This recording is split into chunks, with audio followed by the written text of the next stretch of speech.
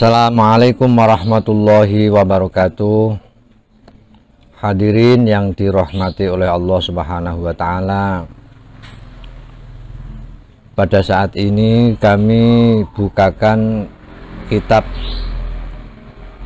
yang berjudul At-Taqriratus Sadidah fil Masailil Mufidah.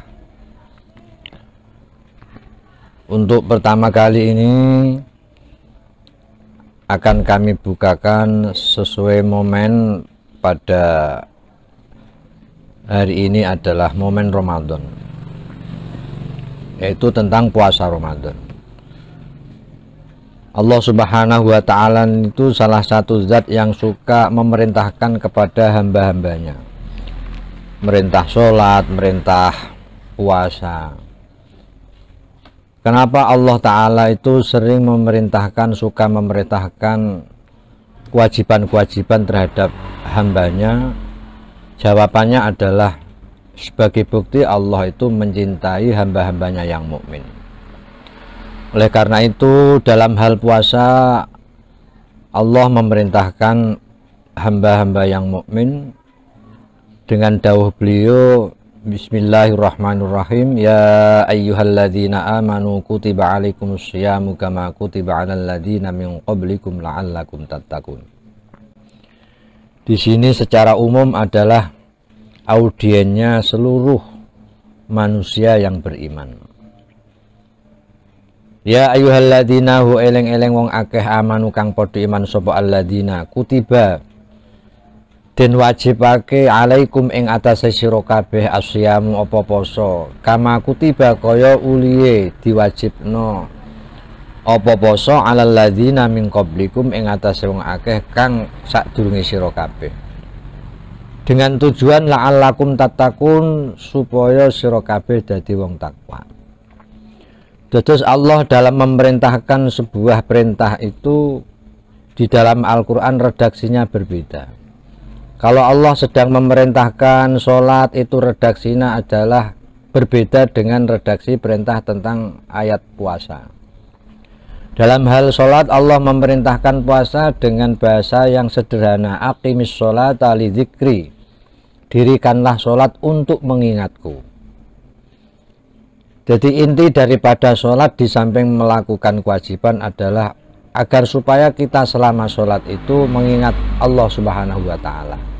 Pengertiannya adalah khusyuk. Walaupun durasi waktunya sekian detik, khusyuk adalah hal yang terpenting dalam ibadah sholat. Dan itu rasanya juga susah sekali, karena khusyuk itu tidak mudah kalau tanpa bisa memahami apa yang telah dibaca selama sholat.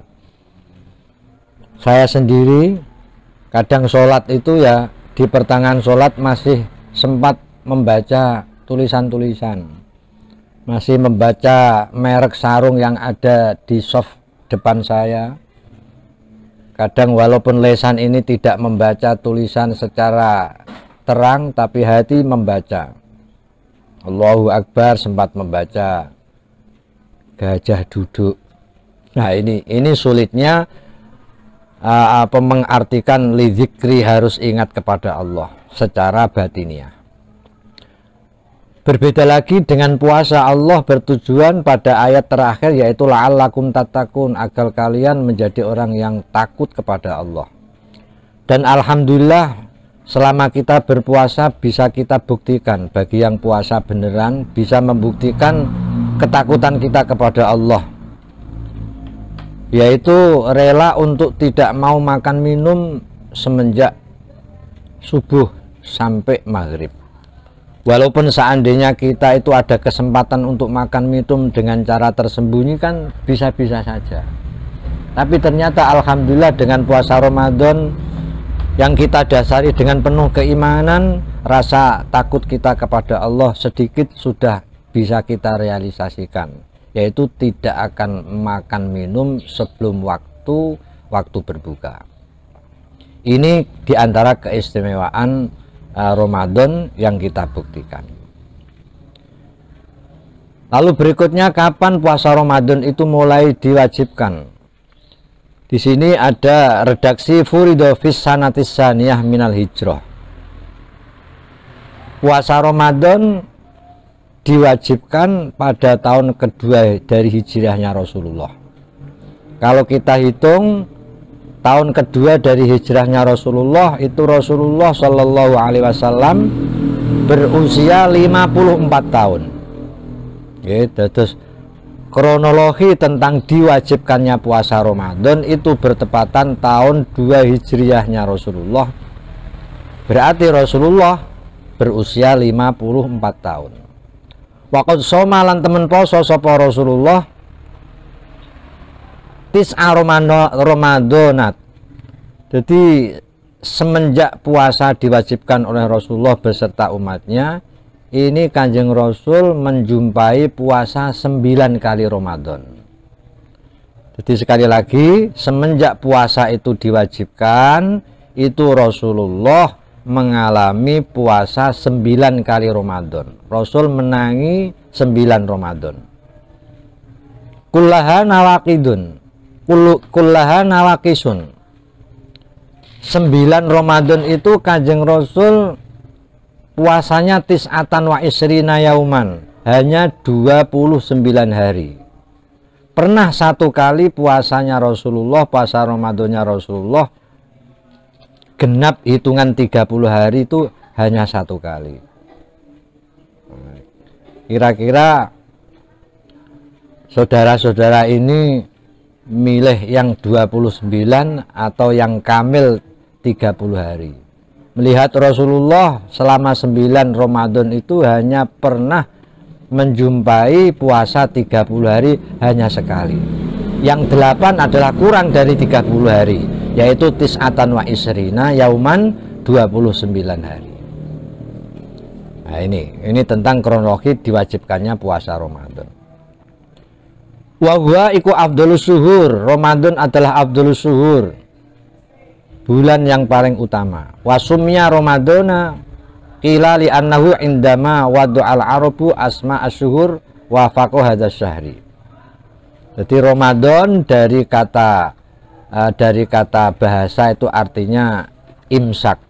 Imsak artinya menahan, yaitu menahan hawa nafsu dari semua yang bisa membatalkan puasa. Dan perlu kita ketahui bahwa puasa Ramadan adalah salah satu ibadah yang sirriyah, ibadah yang bisa dibilang ibadah yang sifatnya rahasia. Berbeda sekali dengan puasa. Kalau puasa itu ibadah yang istilahnya tampak. Sholat itu ya bentuknya ada takbirnya, ada rukuknya, ada sujudnya. Tapi kalau puasa Ramadan itu tidak ada bentuk. Makanya puasa Ramadan disebut ibadah sirriyah, ibadah yang sifatnya rahasia, karena seseorang yang sedang melakukan puasa itu gayanya juga belum tentu. Kadang tampak lemes tapi diam-diam habis minum. Nggak ada orang yang tahu ternyata habis minum air putih. Begitu masuk dari kamar terus nopo pura-pura badan lemes, nggak ada yang tahu kalau dia itu sebenarnya sudah tidak puasa. Nah, itu maksud daripada ibadah sirriyah. Oleh karena itu, dengan ibadah yang sirriyah ini, maka kita perlu sangat hati-hati. Karena di dalam puasa Rasulullah juga bersabda, rubba shaimin laisa lahu min syamihi ilal ju' wal atas. Banyak sekali orang yang tampaknya berpuasa, tapi laisa lahu min syamihi ilal ju' wal atas. Mereka tidak mendapatkan apapun kecuali hanya mendapatkan lapar dan dahaga, karena selama puasa melakukan hal-hal yang sangat jorok. Di antaranya adalah ghibah, menggunjing atau ngerasani. Yang nomor 2 adalah al-yaminul ghamus, dia rela bersumpah palsu. Wal kadhiba, berbicara bohong. Wan namimah, dan nopo suka provokator. Nah, di antara empat amaliyah inilah yang disebut muhbitot. Muhbitat itu adalah perilaku-perilaku yang menghancurkan pahala Ramadan, yang menghancurkan puasa Ramadan. Tapi puasanya tetap sah. Oke. Jadi di dalam puasa itu ada istilah muhbitat, ada istilah muftirat. Kalau muhbitat itu artinya menghancurkan pahala-pahalanya Ramadan. Kalau muftirat itu istilahnya sesuatu yang membatalkan puasanya. Oke. Saya kira cukup untuk session pertama kali ini. Semoga sedikit ada manfaatnya bagi pribadi saya dan umumnya bagi saudara-saudara sekalian. Wal afu minkum, wassalamualaikum warahmatullahi wabarakatuh.